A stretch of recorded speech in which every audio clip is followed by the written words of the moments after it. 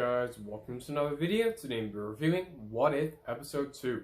This episode came out today and stars Chadwick Boseman as Black Panther and Karen Gillan as Nebula. Now before we get started, hit that like button, subscribe to the post notification bell so you're notified for a video, and let's get started. Let's start talking about the good. So the opening sequence for this episode, I thought it was great. It was a great opening sequence.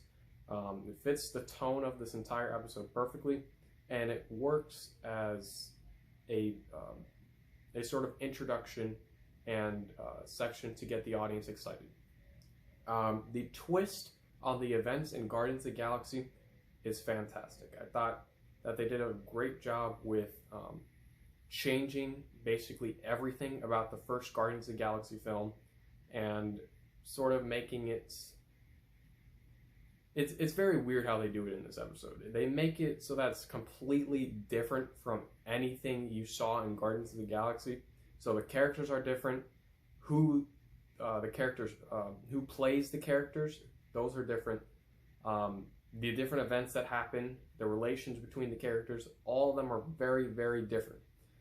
So I thought it was a great twist on the events. The characters. Now, again, there are twists on the characters. Like T'Challa, Thanos, Drax, Yondu, and the other Ravagers, they are all completely different from what you saw in Guardians of the Galaxy. And I think they did a very good job with those characters. They changed them up completely, and I think it worked for this episode. Many characters in this episode actually gained more likability and character development. Now, a lot of the characters...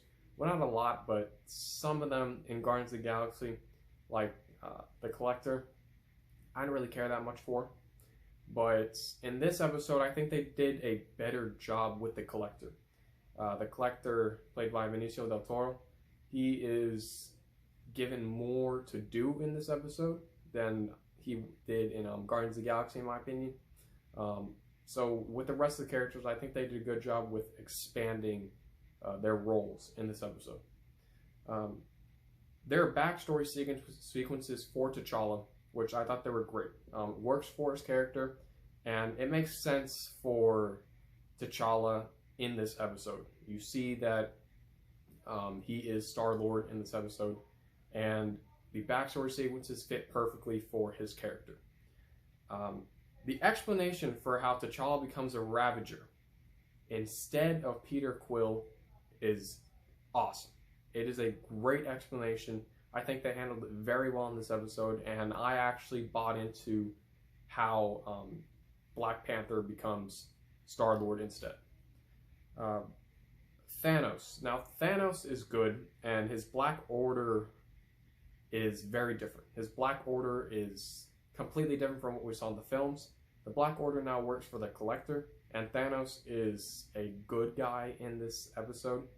Well, sort of a good guy. He's sort of an anti-hero. His motivations are similar, but his overall role in this episode, he is a good guy in this episode. So I thought Thanos and the Black Order were very well utilized in this episode.